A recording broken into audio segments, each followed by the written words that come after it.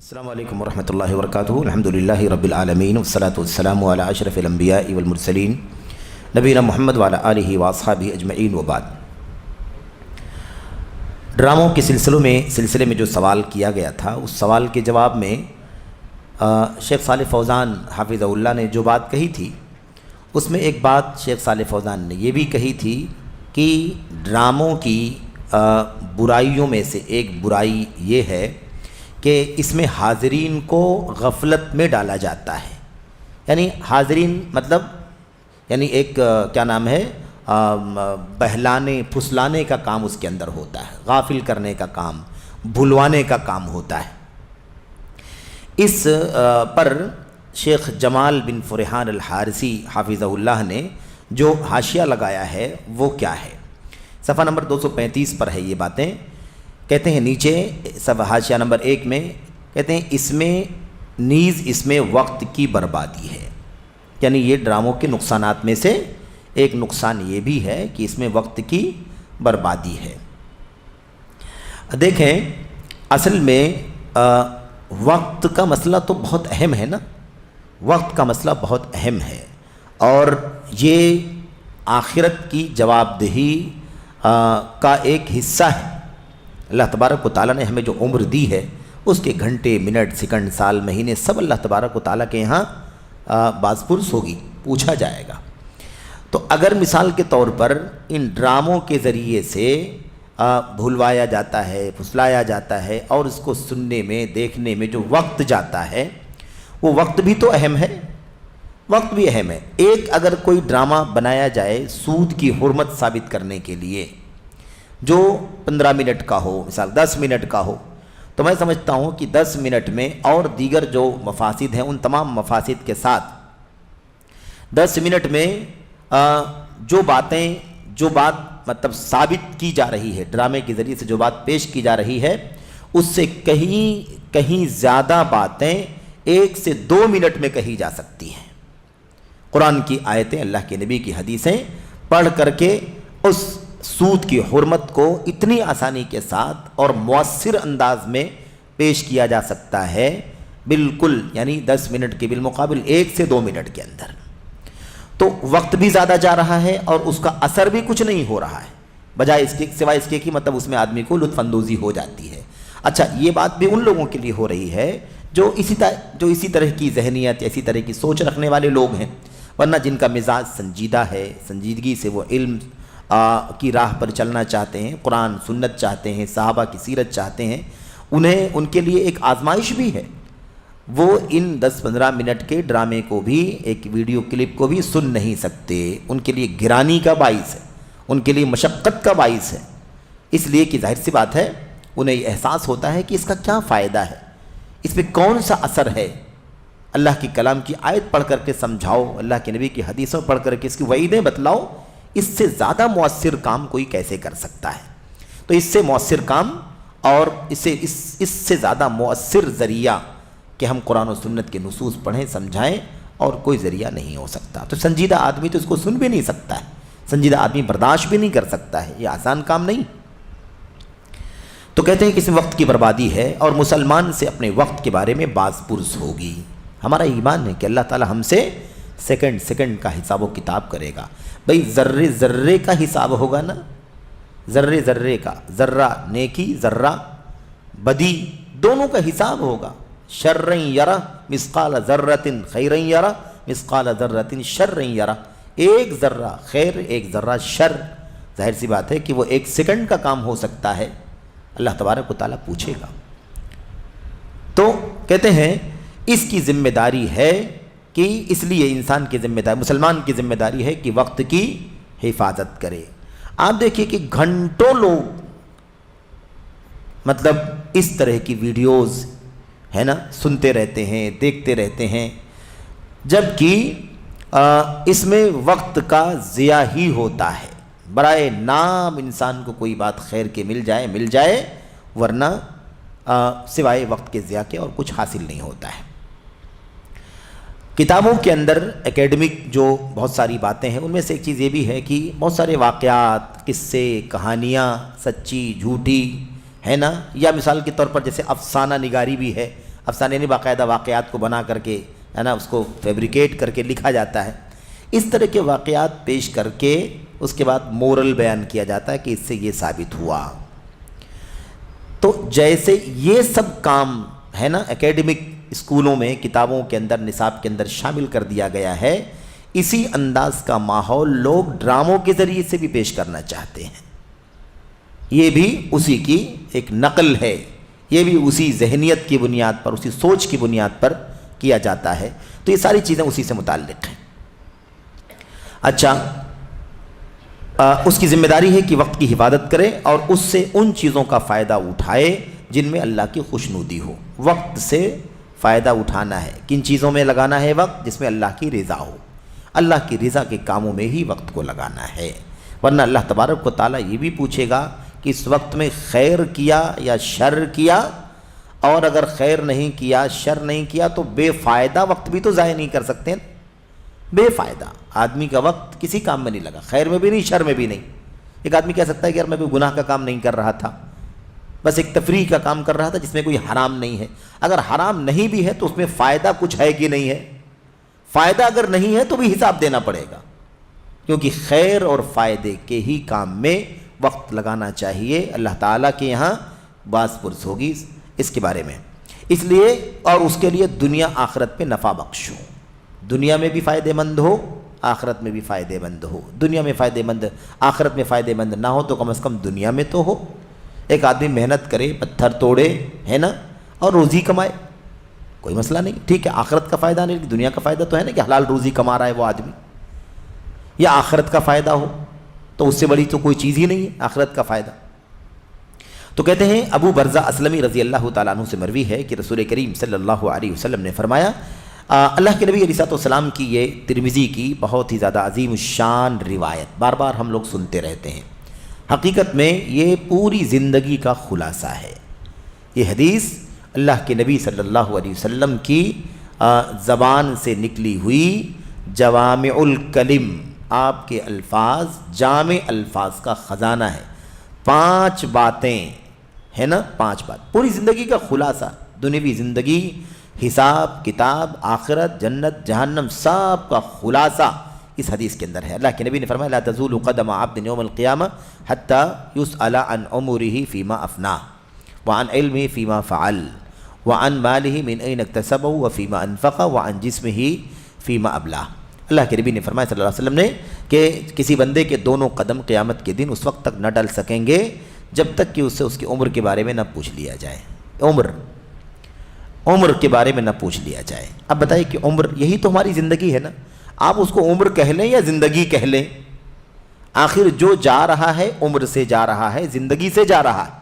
جو خیر حاصل ہو رہا ہے اپنی زندگی میں حاصل ہو رہا ہے، تو جو بھی اچھا برا ہم کریں گے وہ ہماری عمر کا ہی حصہ ہوگا. اس لیے عمر کو عمل کی پیٹی کہا جاتا ہے، زندگی کو عمل کا خزانہ کہا جاتا ہے، خزان کہا جاتا ہے، یعنی جہاں اسٹور کیا جائے. تو انسانی زندگی ایک اسٹور ہے جہاں اچھائیاں، برائیاں، بدیاں، نیکیاں سب کیا ہو رہی ہیں؟ اسٹور ہو رہی ہیں. تو اللہ تبارک و تعالیٰ پوچھے گا، سوال کرے گا. تو اسے سمجھنا ضروری ہے. کہتے ہیں کہ عمر کے بارے میں نہ پوچھ لیا جائے کہ اس نے اسے کہاں گنوایا، عمر کہاں گنوا دیا. اولم نعمرکم ما یتذکر فیہ من تذکر وجاءکم النذیر، کیا ہم نے تمہیں اتنی عمر نہیں دی تھی جتنی عمر میں نصیحت حاصل کرنا چاہتے تو کر لیتے. اتنے سال گزار دیے کچھ نہیں، اتنے سال گزار دیے کچھ نہیں، اتنے سال گزار دیے کیا کر رہے تھے؟ اتنی لمبی عمر پائے تو کیا مزہ لے رہے تھے؟ آپ لوگ دیکھیں گے نا، آپ دیکھیں گے بس اوقات بہت سارے لوگوں کے یہاں، حالانکہ وہ اچھے لوگ ہیں، نیک ہیں، سب کچھ ہیں، لیکن آپ دیکھیں گے کہ ان کی زندگی میں ایک بہت بڑا ٹارگیٹ یہ ہوتا ہے کہ انجوائے کیسے کریں. گھومنا پھرنا ان کی زندگی کا بہت بڑا ہدف ہوتا ہے. پکنک منانے کے لیے وہ نیشنل اور انٹرنیشنل ٹور بھی لگاتے ہیں، ان کے پیچھے ہزاروں لاکھوں روپے خرچ بھی کرتے ہیں. ان کا سالانہ ایک پروگرام بنا ہوا ہے کہ ہمیں باہر جانا ہے، انٹرنیشنل مارنا ہے، سفر کرنا ہے، مطلب ٹور کرنا ہے، یا ماہانہ، مہینہ، 2 مہینے کے اندر لوکل یہاں وہاں آس پاس میں جانا ہے. یعنی ایسا لگتا ہے کہ زندگی کا سب سے بڑا کام یہ ہے کہ آدمی دنیاوی زندگی میں مزے لے لے. تو اعتدال کے دائرے میں رہنا چاہیے. ٹھیک ہے اسے حرام نہ بھی کہیں، لیکن یہ وقت جس کام میں جا رہا ہے اس کا حساب ہوگا یا نہیں ہوگا؟ اسلام میں کوئی ایسی تفریح نہیں ہے جس میں خیر نہ رہے، ہر تفریح کے اندر خیر ہونا ہی چاہیے۔ اسلام نے خوشی کو بھی عبادت کا موقع بنایا ہوا ہے۔ عیدین ہے کہ نہیں؟ عیدین ہے، خوشی کا دن ہے، لیکن کیا کوئی اجازت ہے کہ آدمی منمانی جو ہے خوشی منائے؟ بھئی وہ صبح وہ بھی اللہ کی تکبیر کا دن، اللہ کی بڑائی کا دن، اللہ کی حمد کا دن، اللہ کی ثنا کا دن ہے، عید کی نماز ہے کہ نہیں؟ پھر اس کے اندر خیر کی ساری چیزیں داخل کر دی گئیں۔ تو کوئی بھی مناسبت ایسی نہیں ہے جس کے اندر آدمی کو پورے طور پر آزاد کر دیا گیا ہو۔ تو کوئی بھی وقت ضائع نہیں ہونا چاہیے، خیر میں گزرنا چاہیے، دنیاوی بھلائیاں ہوں یا اخروی بھلائیاں ہوں، ہر صورت میں وہ وقت استعمال میں آنا چاہیے۔ تو عمر کے بارے میں کہاں گنوایا، علم کے بارے میں کیا کیا، علم پر عمل کتنا کیا، علم پر عمل کتنا کیا؟ تو پہلے تو یہ کہ علم کیا حاصل کیا، علم کس چیز کا حاصل کیا؟ ظاہر ہے کہ علم پر ہی عمل ہے، تو جو علم حاصل کرے گا اسی پر عمل کرے گا، جس کیٹیگری کا علم حاصل کرے گا اسی کیٹیگری کا وہ علم عمل کرے گا۔ تو یہ بہت ہی اہم چیز ہے کہ آدمی کے علم کے بارے میں اور اس کے مطابق عمل کرنے کے بارے میں سوال ہوگا۔ اچھا، اس میں یہ نہیں ہے، مطلب صاف لفظوں میں نہیں ہے کہ آدمی سے یہ پوچھا جائے گا اس نے علم کیا حاصل کیا، لیکن لازم ملزوم ہے نا اس نے علم پر عمل کتنا کیا۔ تو اگر علم پر عمل کے بارے میں سوال ہو رہا ہے تو علم کس چیز کا حاصل کیا اس کے بارے میں سوال نہیں ہوگا، لازماً ہوگا، کیونکہ علم پر عمل کرنا ہی علم کا ثمرہ اور علم کا نتیجہ ہے۔ یہ بہت بنیادی چیز ہے۔ مال کے بارے میں کہاں سے کمایا اور کہاں خرچ کیا، کہاں سے کمایا اور کہاں خرچ کیا، دونوں راستے اللہ تبارک و تعالیٰ کی رضا کے مطابق ہونے چاہیے۔ ایسے ہی جسم کے بارے میں، اس میں خاص بات کیا ہے کہ آدمی کی عمر کے بارے میں سوال کیا جائے گا کہ عمر کہاں لگایا، تو اللہ تبارک و تعالیٰ نے عمر دی ہے، اس کے گھنٹے منٹ سیکنڈ کا حساب و کتاب ہوگا۔ ہم گھنٹوں اگر کارٹون دیکھنے میں لگا دیں، گھنٹوں ہم اگر میوزک سننے میں لگا دیں، گھنٹوں اگر ہم فلمیں دیکھنے میں لگا دیں، مثال کے طور پر فلموں کو مطلب دینی، جس کو کہتے ہیں نا دینی معلومات والی، جس کو ڈرامے والی مثال کے طور پر، یا جو اداکاریاں کر کے اداکاریوں کے ذریعے سے جو باتیں بتائی جاتی ہیں، اس طرح کی چیزیں اگر کوئی آدمی دیکھتا ہے تو آپ بتائیے کہ کیا اس میں وقت ضائع ہوتا ہے کہ نہیں ہوتا ہے؟ اللہ تبارک و تعالیٰ سوال کرے گا یا نہیں کرے گا؟ اس کے بعد آگے کہتے ہیں دوسرا جو نقصان ہے ڈراموں کا، اگلا جو مسئلہ ہے وہ کیا ہے کہ اس کے اندر اداکار کی حرکتوں کو لوگ دیکھتے اور ہنستے ہیں، اداکار کی حرکتوں کو لوگ دیکھتے اور ہنستے ہیں۔ یہاں پر دیکھیں کہ یہ وہ ڈراموں کی بات ہو رہی ہے جو عام طور پر صرف انجوائمنٹ کے لیے، منورنجن کے لیے بنائے جاتے ہیں، سمجھ رہے ہیں نا؟ اس تناظر میں بھی یہ بات کہی جا رہی ہے۔ لیکن اگر ان کارٹونی جو ڈرامے ہوتے ہیں ان کو اگر ہم چھوڑ دیں، دینی اسلامی جو ڈرامے بنائے جا رہے ہیں، اسلامی نام سے بنائے جا رہے ہیں، اس کے بھی نقصانات اور زیادہ ہیں، کیونکہ وہ جو عام حالات میں بنائے جاتے ہیں دلچسپی کے لیے، لطف اندوزی کے لیے، مزہ مطلب لوگوں کو ملے، لوگ ہنسیں کھیلیں، اس کے اندر صرف اتنی سی بات ہے کہ وقت ضائع ہو رہا ہے، اور اگر کوئی غلط اور گناہ کا کام اس کے اندر ہے تو وہ گناہ کا کام ہو رہا ہے۔ لیکن دین کے نام پر اگر کوئی کام کیا جائے گا تو پھر اس کی حیثیت شریعت کی بن جائے گی، اور شریعت میں کوئی نئی چیز نکالی جائے گی تو اس کا حکم بدعت کا ہوگا۔ تو اگر ڈراموں کو اگر اسلامک نام دیا جائے، اسلامی طور پر بنایا جائے تو بدعت ہے، وہ بدعت ہے، اور بدعت گناہ سے کئی گنا زیادہ سنگین ہے۔ بدعت اشد من المعصیہ، بدعت کیا ہے؟ وہ گناہ سے کئی گنا سخت ہے، سنگین ہے، کیونکہ جرم، معصیت، گناہ کا ارتکاب گناہ ہے، لیکن بدعت یہ تو دین کا حصہ ہے۔ اگر اسلام کے نام پر کوئی کام کیا جائے اور اسلام میں اس کی اصل نہ ہو تو وہ بدعت ہے۔ اس لیے بڑا ہی خطرناک مسئلہ ہے۔ اس لیے اسلامی گانے کہنا، اسلامی ڈرامے کہنا، اسلامک سانگ کہنا، اسلامک نشید کہنا، یہ حقیقت میں اس کو آسان نہیں کرتا، اس کو ہلکا نہیں کرتا ہے، بلکہ اس کو اور سنگین بنا دیتا ہے۔ گانا گانا ہے لیکن اسلامی کہا جائے گا تو وہ بدعت بن جائے گا، اور بدعت کا گناہ، بدعت کی سنگینی عام گناہ سے کئی گنا زیادہ بڑھ کر کے ہے، کیونکہ وہ دین سمجھ کر کے، دین کی حیثیت سے کیا جاتا ہے۔ اس کے بعد دیکھیں حاشیے میں کہتے ہیں نیز ڈراموں میں جھوٹ غالب ہوتا ہے۔ ڈراموں میں کیا ہوتا ہے؟ جھوٹ غالب ہوتا ہے، اور جھوٹ عام طور پر لوگ جھوٹ بول کر کے لوگوں کو ہنساتے ہیں۔ اسی کا ایک حصہ وہ کامیڈی والا معاملہ بھی ہے، جو کامیڈیاں چلتی ہیں آج کل ہے نا، مشاعروں سے نکل کر کامیڈی کا بھی ایک کام چل رہا ہے۔ بلکہ مشاعرے بھی اسی درجے میں ہیں۔ عام طور پر مشاعروں کا معاملہ کیا ہے؟ اس کے اندر عشق اور معاشقے کے اشعار پڑھے جاتے ہیں، عام طور پر اس کے اندر دیکھنے میں آتا ہے کہ الہادی انداز کے لوگ باتیں کرتے ہیں، بہت ساری تشیع کی باتیں، رافضیت کی باتیں کرتے ہیں، کچھ لوگ لبرل ہونے کی بات کرتے ہیں، دین اور شریعت کے ضابطے سے اس کے دائرے سے باہر نکلنے کی باتیں کرتے ہیں، یا پھر چھوڑ کر کے اچھی باتیں بھی کر رہے ہوں۔ اگر اچھی باتیں بھی کر رہے ہوں، نعت اور حمد بھی پڑھ رہے ہوں، بشرطے کہ نعت دائرے میں ہو، حمد دائرے میں ہو، اگر صحیح بھی کر رہے ہوں تو نمازیں چھوڑ کر کے گھنٹوں مشاعرے چلتے ہیں، پوری پوری رات مشاعرے چلتے ہیں، نمازیں لوگ نہیں پڑھتے الا ماشاء اللہ۔ تو آپ بتائیے کہ کتنا بھی اچھا کام کیا جاتا ہو، اگر نماز چھوڑ کر کے مسلمان سو جائے تو آپ بتائیے کہ پھر اس کار خیر کی کیا حیثیت اللہ تبارک و تعالیٰ کے یہاں؟ بھئی اللہ تعالیٰ کے یہاں توحید کے بعد سب سے بڑی نیکی نماز ہی تو ہے، تو ہم کون سا کام کر رہے تھے کہ ہم نے نماز چھوڑ دیا یا نماز چھوڑنے کا ذریعہ بنا دیا ہم نے؟ تو کتنا بھی حلال ہو، اچھا بھی کام ہو، تو اس کی وجہ سے وہ منکر ہے، اس کی وجہ سے منکر ہے۔ کھیل کود ہے، کھیل کود ورزش کے لیے انسان کھیل کود کرتا ہے، شریعت میں گنجائش ہے اس کی، لیکن اگر آدمی کھیل کود میں اتنا مصروف ہوتا ہے کہ نماز ضائع ہو جائے، یا کھیل کود میں اتنی دیر تک مصروف رہے کہ اس کی وجہ سے، اس کی گرانی کی وجہ سے نماز چھوٹ جائے، تو وہ جو جائز تھا وہ حجت ہو جائے گا اس کے خلاف، اس کے خلاف حجت ہو جائے گا۔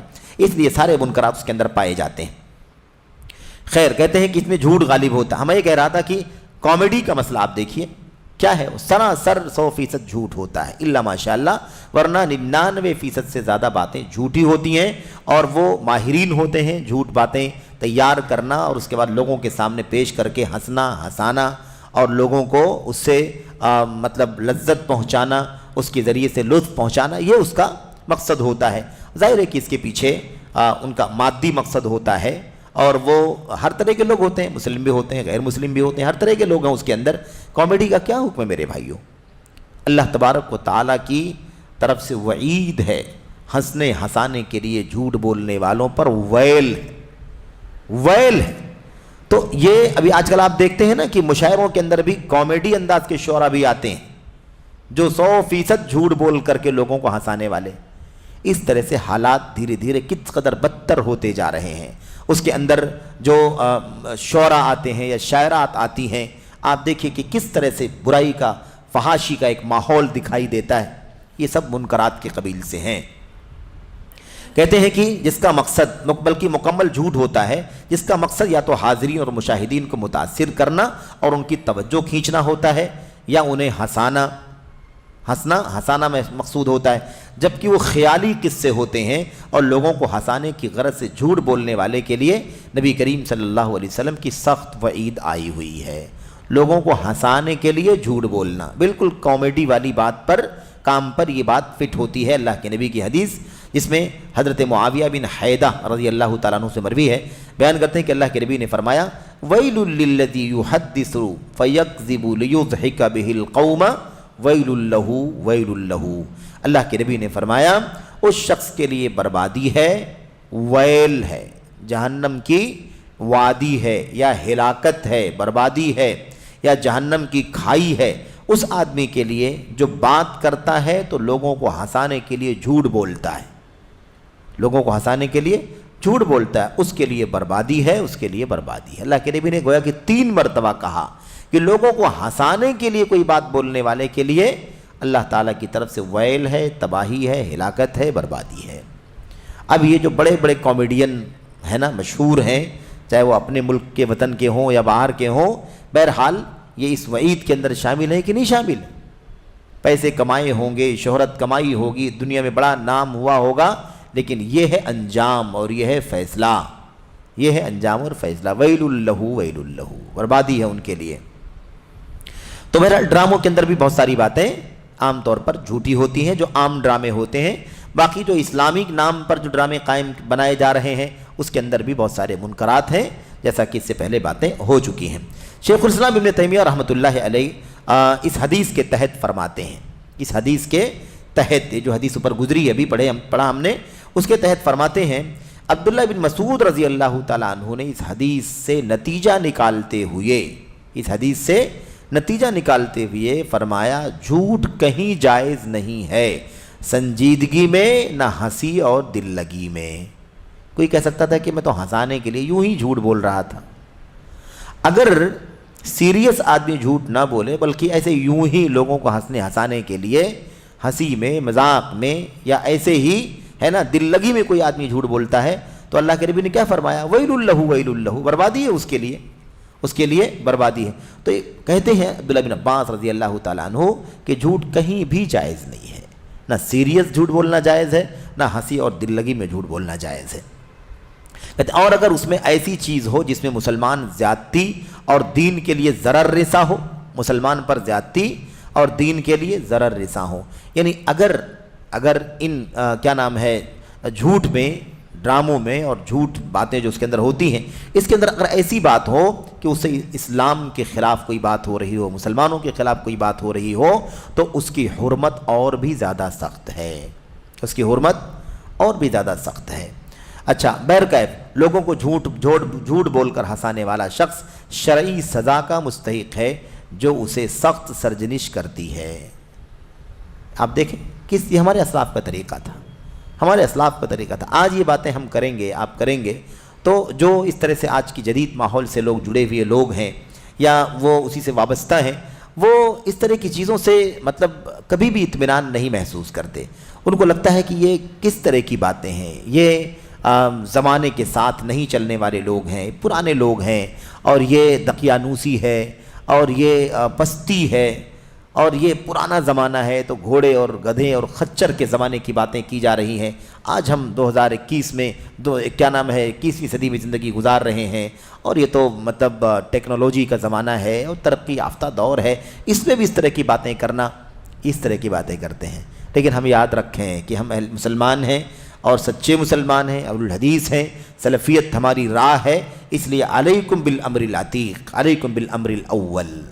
ہم زمانہ کتنا بھی آگے چلا جائے، دین کے معاملے میں ہم بالکل پیچھے کی طرف جائیں گے، بالکل پیچھے کی طرف جائیں گے، ایک دم پیور جہاں سے نکلتا ہے خالص وہیں سے لے کر کے ہم آئیں گے، کیونکہ ہم اسی کے پابند ہیں۔ دنیا میں ترقی ہو رہی ہے، اس سے کہاں لازم آتا ہے کہ دین کو بھی اسی اعتبار سے کھلواڑ کا ذریعہ بنا دیا جائے، ایسا نہیں ہے۔ تو یہ ہے بہرحال، کہتے رہے قصے کہانیاں، تو سلف صالحین نے قصوں کہانیوں اور اس کی مجلسوں کو بھی ناپسند کیا ہے۔ قصے کہانیاں، اب یہ جو ہے نا، اب ہم لوگ فلموں ڈراموں سے نکل رہے ہیں، یعنی اب جو اگلا جو مطلب حصہ ہے اسی کا، کیونکہ سوال میں کئی باتیں کی گئی تھی نا، اس کے اندر یہ بھی ہے قصہ گوئی کا مطلب یہ ہوتا ہے کہ پبلک ہے، عوام ہے، عوام کو ترغیب دلانے کے لیے ہے نا، نماز کی ترغیب ہے، روزے کی ترغیب ہے وغیرہ، یا کسی گناہ سے، معصیت سے ڈرانے کے لیے، ان کو خوف پیدا کرنے کے لیے قصے کہانیاں واقعات ہے نا، اس میں کچھ صحیح ہوں گی، کچھ جھوٹ ہوں گی، اور کچھ بنائی ہوئی ہوں گی، یا کچھ مشہور چیزیں ہوں گی جن کی کوئی تحقیق نہیں ہے کہ وہ صحیح ہیں یا غلط ہیں۔ اس انداز کی باتیں پیش کر کے لوگوں کو رغبت دلانا یا لوگوں کو گناہوں کے کام سے دور کرنے کی کوشش کرنا۔ اب اس میں کیا ہے، اس میں ایک خیر کا جذبہ ہے کہ لوگ قریب آئیں، لوگ نمازی ہو جائیں۔ اب لوگوں کو نمازی بنانے کے لیے نماز چھوڑنے والوں کی وعید بتایا جائے تو جھوٹی بات بیان کی جائے، مثال کے طور پر، ہے کہ نہیں؟ نماز کی رغبت دلانا ہے تو بجائے اس کے کہ قرآن و سنت کی حدیثیں کی باتیں دلیلیں پیش کی جائیں، آدمی کوئی بناوٹی واقعہ پیش کرے، فضیلت بیان کرے، یا 10 فضیلت بیان کی گئی ہے تو وہ 2-4 لاکھ کی فضیلت بیان کرے۔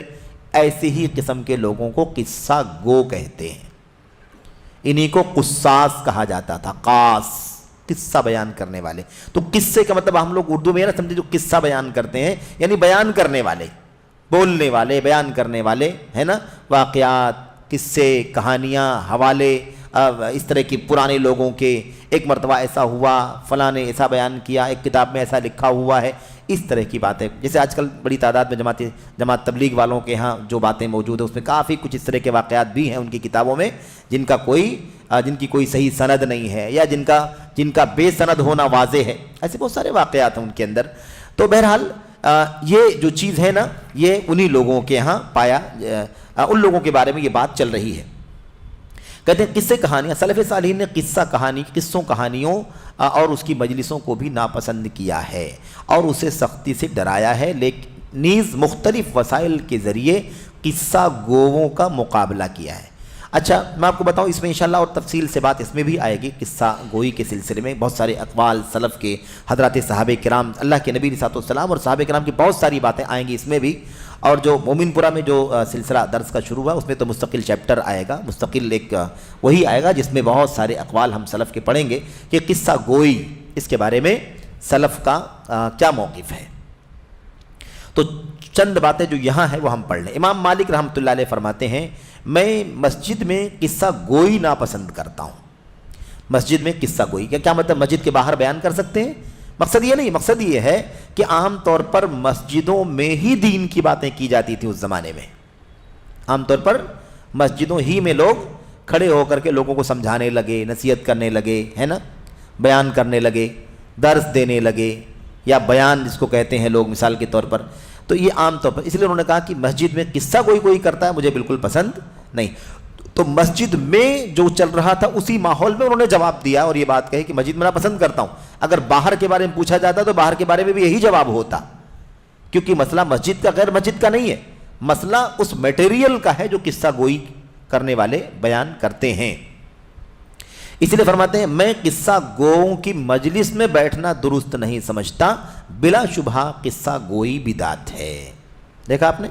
اب انہوں نے کیا کہا، قصہ گوؤں کی مجلسوں میں، مجلس مسجد میں لگے تب بھی اور مسجد سے باہر مجلس بنی ہو تب بھی، دونوں صورتوں میں وہ ناپسند کرتے ہیں. صاف کہا انہوں نے. سالم بیان کرتے ہیں. سالم کون ہیں؟ ابن عمر کے بیٹے ہیں، یعنی عمر بن خطاب رضی اللہ تعالیٰ عنہ کے پوتے ہیں، سالم بن عبداللہ بن عمر.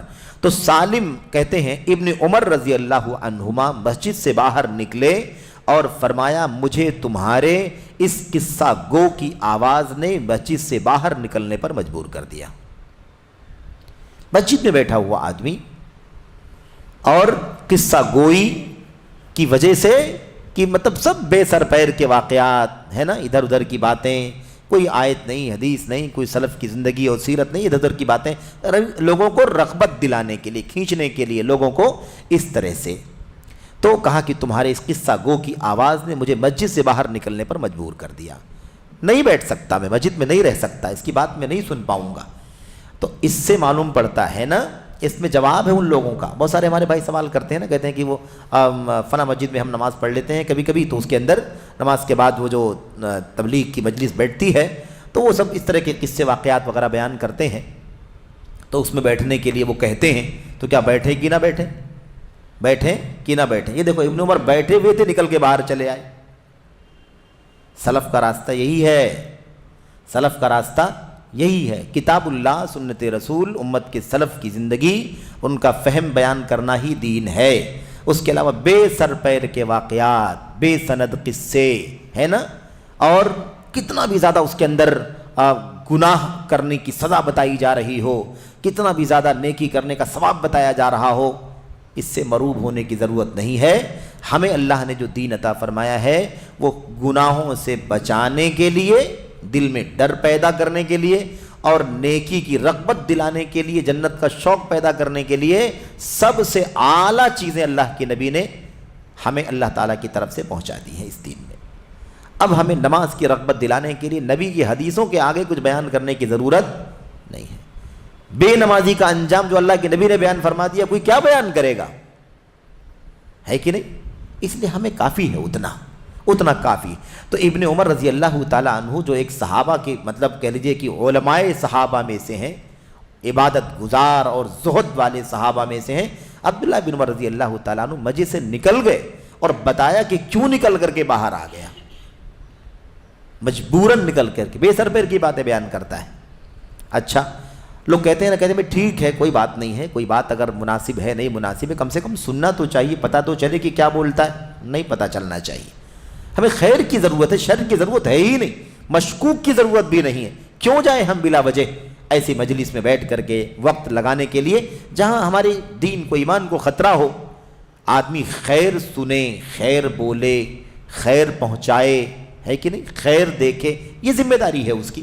تو دیکھیے یہ طریقہ تھا کہ ایسی مجلسوں میں ہمارے اسلاف بیٹھنا گوارا نہیں کرتے تھے، بیٹھنا گوارا نہیں کرتے تھے. مسجد میں رہیں اور اس طرح کی بات شروع ہو جائے تو نکل جایا کرتے تھے اور کہتے تھے کہ اس لیے نکل آیا ہے کیونکہ بے سر پیر کی باتیں بیان کی جا رہی ہیں. یہ اچھا، اس کے بعد امام احمد بن حنبل رحمۃ اللہ علیہ فرماتے ہیں لوگوں میں سب سے جھوٹے یہ قصہ گو اور سوال کرنے والے ہیں۔ لوگوں میں سب سے جھوٹے کون ہیں؟ قصہ بیان کرنے، یہ بے سر پیر کے واقعات کہانیاں بیان کر کے لوگوں کو رجھانے والے، اور سوال کرنے والے۔ سوال کرنے والے کون ہیں؟ سوال کرنے والے جو مجلسوں میں سوال کرتے ہوں یا لوگوں سے باہر ہاتھ پھیلا کر کے مانگتے ہوں، دونوں مراد دیے جا سکتے ہیں۔ یہ سب سے جھوٹے ہیں، ہے کہ نہیں؟ آپ نے دیکھا نا مانگنے والوں کو، خاموش بیٹھے گپ شپ کرتے رہیں گے، جیسے لوگوں کو آتے ہوئے دیکھتے ہیں فوراً ان کا انداز، ان کا رویہ بدل جاتا ہے، وہ رونے کی آواز میں بات کرنا شروع کر دیتے ہیں اور اپنی مسکنت اور فقر کا ایسے اظہار کرتے ہیں، نہ جانے کیا کیا باتیں آپ سے کہتے ہیں تاکہ آپ ان کو 2 روپیہ دے دیں، 10 روپیہ دے دیں، ہے کہ نہیں؟ سوالات کرنے والے جو ایسے مطلب دینی سب پوچھنے والے جس کو کہا جاتا ہے، ایسے لوگ بھی کافی جھوٹی باتیں بولنے والے لوگ موجود ہیں، نہ جانے کیسی کیسی باتیں لا کر کے پوچھتے ہیں، مفروضات لا کر کے پوچھتے ہیں، ایسا ہو جائے تو کیا ہوگا، ایسا ہو جائے تو کیا ہوگا۔ یہ ساری چیزیں کیا ہیں؟ علامہ امام احمد بن حنبل فرماتے ہیں لوگوں میں سب سے جھوٹے یہی لوگ ہیں۔ پوچھا گیا کیا آپ ان کی مجلسوں میں حاضر ہوتے ہیں؟ کیا قصہ گوئی کرنے والوں کی مجلسوں میں حاضر ہوتے ہیں؟ امام احمد بن حنبل نے فرمایا نہیں حاضر ہوتا، ایسی لوگوں کی مجلسوں میں بھی میں نہیں بیٹھتا ہوں، قصہ گوئی کرنے والوں کی مجلسوں میں بھی میں نہیں بیٹھتا۔ یہ باتیں سب کتاب الحوادث والبدع کے اندر موجود ہیں۔ بہرحال مزید کہتے ہیں کہ انشاءاللہ سوال نمبر 102 کے جواب میں اور اس کے حاشیے میں مزید باتیں آئیں گی، تو یہاں آگے بھی آنے والی باتیں ہیں، اور جیسا کہ ہم نے عرض کیا کہ لمب الدر المنصور میں یعنی عقیدہ و سنت سے متعلق سلف کے اقوال والا جو سیریز چل رہا ہے نا، جو سلسلہ چل رہا ہے، اس کے اندر انشاءاللہ مستقل مضمون، مستقل چیپٹر آئے گا، تفصیل سے اس کو پڑھا جائے گا۔ آخری بات یہ ہے کہ شیخ نے کیا کہا تھا؟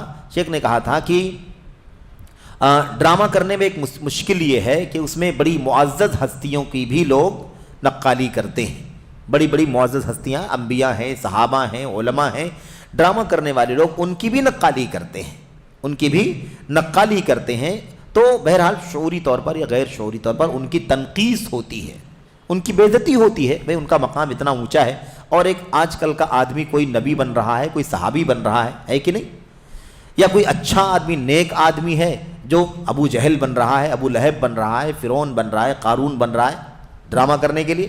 مثال کے طور پر کہتے ہیں شیخ، ڈرامہ یا اداکاری کا ایک نام یا ایک شکل محاکات ہے۔ محاکات یعنی نقالی کرنا، جو انہوں نے کہا تھا وہ ہم بھی کہیں، جو اس نے کہا وہ فلاں کہے، جو اس نے کہا وہ فلاں کہے۔ نقالی یعنی کسی شخص کے حرکات کی تقلید کرنا، وہ کیسے چلتا ہے، وہ کیسے بولتا ہے، وہ کیسے اٹھتا ہے، وہ کیسے بیٹھتا ہے نا، اس کی نقالی کرنا۔ کہتے ہیں کہ صحیح حدیث میں نقالی کی مذمت اور اس کی ممانعت آئی ہے۔ آپ سوچیں ذرا کہ ہم کس دین کے ماننے والے ہیں، یہ دین کتنا عظیم الشان، کتنا جامع دین ہے، ہر نقطے پر رہنمائی، ہر موڑ پر الحمدللہ ہدایت، روشنی اللہ تعالیٰ نے ہمیں اور آپ کو عطا فرمائی۔ یہ دیکھیں نبی کریم صلی اللہ علیہ وسلم کی حدیث ہے، عائشہ صدیقہ رضی اللہ تعالیٰ عنہ بیان فرماتی ہیں، نبی کریم نے فرمایا صلی اللہ علیہ وسلم نے، ما احب انی حکیت احدا وان لی کذا وکذا۔ یہ دیکھا، میں یہ نہیں پسند کرتا کہ کسی کی نقالی کروں اور مجھے اس کے بدلے اتنا ملے، یعنی مجھے اگر کوئی معاوضہ دے کر کے بھی کسی کی نقالی کرنے کے لیے کہے تو میں اسے پسند نہیں کرتا۔ سمجھ رہے ہیں؟ یعنی یہ مذمت ہے اس کی کہ نقالی کرنا ایک قابل مذمت چیز ہے۔ نبی کہتے ہیں ما احب، مجھے پسند ہی نہیں ہے، تو نبی کی ناپسند جو ہے، ناپسندیدگی کیا ہے؟ یہ ظاہر ہے کہ وہ قابل مذمت، قابل عیب ہے۔ تو اللہ کے نبی فرماتے ہیں اگر مجھے کوئی اتنا دے، یعنی کچھ پیسے دے کر کے کہے کسی کی نقالی کروں، تو مجھے یہ بھی منظور نہیں ہے، میں اس کو ہرگز پسند نہیں کرتا۔ تو آج جو ہے وہ حالت کیا ہو گئی ہے آپ دیکھیے، ایک تو مستقل کاروبار ہے، مستقل لوگوں کا پروفیشن ہے، لوگ لوگوں کا اپنا ایک میدان ہے کہ اسی میں ایکسپرٹ ہیں وہ لوگ، ایک بڑی تعداد ایسے لوگوں کی ہے جس کے اندر غیر مسلمان بھی بڑی تعداد کے اندر موجود ہیں۔ بہرحال یہ ہو گئی بات، یہ روایت سب صحیح ہے۔ اس کے بعد آخری بات جو ہے وہ یہ ہے کہ شیخ نے کیا کہا تھا کہ اس کے اندر یعنی ڈراموں کے اندر غیر مسلموں کی مشابہت بھی لازم آتی ہے، غیر مسلموں کی مشابہت لازم آتی ہے، یہود ہے، نصارہ ہیں، مشرکین ہیں، ان کی مشابہت لازم آتی ہے۔ حاشیہ نمبر 1 میں کہتے ہیں صفحہ نمبر 239 پہ، کفار و مشرکین کی مشابہت سے ممانعت یعنی منع کرنے کے بارے میں بھی بہت ساری حدیثیں آئی ہوئی ہیں۔ مثال کے طور پر چند حدیثیں، اللہ کے نبی نے فرمایا خالف الیہود والنصارى، یہودیوں اور نصرانیوں کی مخالفت کرو، یہودیوں اور نصارہ کی مخالفت کرو۔ دوسری حدیث میں اللہ کے نبی نے فرمایا خالف المشرکین، مشرکوں کی مخالفت کرو۔ ایک جگہ اللہ کے نبی نے فرمایا خالف المجوس، آگ کی پوجا کرنے والوں کی مخالفت کرو۔ تو اسلام اس لیے نہیں آیا ہے کہ وہ کسی کا دست نگر بنا رہے، کسی کا دست نگر بنا رہے۔ آپ دیکھیں یہ اللہ کا دین ہے، یہودیوں کی مخالفت دین ہے، عیسائیوں کی مخالفت دین ہے، مشرکوں کی مخالفت دین ہے، مجوسیوں کی مخالفت کرنا دین ہے۔ جو لوگ بھی ان راہوں پر چلنے والے ہیں ان کی مخالفت کرنا یہ اسلام ہے۔ اب کوئی کہے کہ آپ لوگوں کے ہاں رواداری نہیں ہے، آپ لوگوں کے ہاں بڑی شدت ہے، اسلام سب کو لے کے چلنے کے لیے کہتا ہے، یہ ہے اللہ کے نبی کی حدیث، مخالفت کرنے کا حکم دے رہا ہے۔ لے کر چلنے کی کہاں تک گنجائش ہے وہ اللہ کے دین میں بتایا گیا ہے، لیکن یہ جو مشابہت ہے غیروں کی دین کے نام پر ہے نا، نیکی کے نام پر، خیر کے نام پر، یا دین کے شعائر کی اور بنیادوں کے نام پر، ظاہر ہے کہ اس کی مخالفت کرنا یہ اللہ کے نبی علیہ السلام کا حکم ہے، اس لیے اس سے بچنا ضروری ہے۔ اچھا، پھر اخیر میں صفحہ نمبر 240 پر کہتے ہیں اس کتاب کے بارے میں، الحجج القویہ علی ان وسائل الدعوت توقیفیہ، یہ کتاب کہتے ہیں کہ یہ شیخ عبدالسلام برجس آل عبد الکریم کی کتاب ہے، اور یہ اس موضوع پر یعنی وسائل دعوت یہ توقیفی ہیں۔ وسائل دعوت کیا ہے؟ یہ توقیفی ہیں۔ یہ اہم کتاب ہے، بڑی اہم کتاب ہے، اپنے موضوع پر بڑی عمدہ کتاب ہے۔ ہماری نصیحت ہے کہ اسے ضرور پڑھیں، ہے نا۔ خیر یہ کتاب عربی میں ہے، شاید اردو میں ترجمہ ہوا ہو تو ٹھیک ہے، ورنہ عربی میں تو ہی ہے کتاب، اور بہرحال جو پڑھ سکتے ہو پڑھیں۔ ایسا بھی ہو سکتا ہے کہ اس کا ترجمہ کسی نے کیا ہو تو آسانی ہو جائے گی، ورنہ اگر نہیں ہوا ہو تو ترجمہ کیا جانا چاہیے تاکہ لوگ فائدہ اٹھائیں اردو میں، انگریزی میں اور دیگر زبانوں میں۔ آخری بات جو یہ بات آئی تھی کہ ڈرامہ کرنے والے لوگ فرشتوں کے انسانی شکل میں آنے سے دلیل پکڑتے ہیں کہ فرشتے انسانی شکل میں آ سکتے ہیں تو ڈرامہ بھی ہم کر سکتے ہیں، دوسروں کی نقالی بھی ہم کر سکتے ہیں، دوسرے کا رول بھی ہم کر سکتے ہیں۔ تو شیخ اس کے بارے میں کہتے ہیں، شیخ نے سمجھایا تھا کہ فرشتے نقالی نہیں کرتے ہیں، اس لیے انسانی شکل میں آتے ہیں کیونکہ انسان انہیں اپنی اصلی شکل میں دیکھنے کی طاقت نہیں رکھتا، بات چیت نہیں کر سکتا، بلکہ وہ ہیبت کے مارے، گھبراہٹ کے مارے بھاگ کھڑا ہوگا، سامنے رہ نہیں پائے گا وہ، اس لیے وہ انسانی شکل میں آتے ہیں۔ تو اللہ تبارک و تعالیٰ کی طرف سے یہ بندوں کی مصلحت میں ہے، انسانوں کی مصلحت میں۔ اس کے بارے میں نیچے شیخ کہتے ہیں فرشتے جس شخص کی صورت اختیار کرتے ہیں نہ اس کی بات کی نقالی کرتے ہیں نہ اس کے چلنے کی طرح چلتے ہیں۔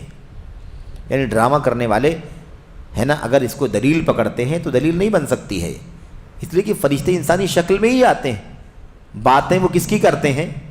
جس انسان کی شکل میں آتے ہیں اس کی بات کرتے ہیں، اس کے انداز میں بات کرتے ہیں، اس کے چلنے کی طرح چلتے ہیں، یا صرف انسان کی شکل میں آتے ہیں، باتیں اللہ کی طرف سے لا کر کے پہنچاتے ہیں، ہے کہ نہیں؟ اس لیے فرشتوں کے عمل سے کیسے دلیل پکڑ سکتا ہے کوئی آدمی؟ تو کہتے ہیں کہ ان کی بات کی نقالی نہیں کرتے ہیں، نہ ان کے چلنے کی طرح چلتے ہیں، اور نہ اس طرح کی دیگر چیزیں کرتے ہیں جسے آج ڈرامے باز لوگ کرتے ہیں۔ ایسا کچھ بھی فرشتے نہیں کرتے۔ اس لیے یہ کہنا کہ فرشتے ہے نا انسانی شکل میں آ سکتے ہیں تو ہم ڈرامہ کیوں نہیں کر سکتے ہیں، ہم کسی کا رول کیوں نہیں کر سکتے ہیں، تو یہ بات صحیح نہیں ہے، کیونکہ فرشتے جو اللہ کی طرف سے بھیجے جاتے تھے، آتے تھے انسانی شکل میں، اس لیے آتے تھے تاکہ انسان ہے نا وہ ہیبت کا شکار نہ ہو جائے، انسان دیکھ ہی نہیں پائے گا نا فرشتے کو اپنی شکل کے اندر، اس لیے وہ آتے تھے۔ دوسری چیز یہ ہے کہ وہ ڈرامہ نہیں کرتے تھے، یعنی نقالی نہیں کرتے تھے، وہ خالی شکل میں آتے تھے، جس کی شکل میں آتے تھے اس کے بولنے چلنے کی طرح نہیں بولتے چلتے تھے، بلکہ وہ اللہ تبارک و تعالیٰ کا جو پیغام ہوتا تھا وہ پیغام لا کر کے پیش کرتے تھے اور چلے جاتے تھے۔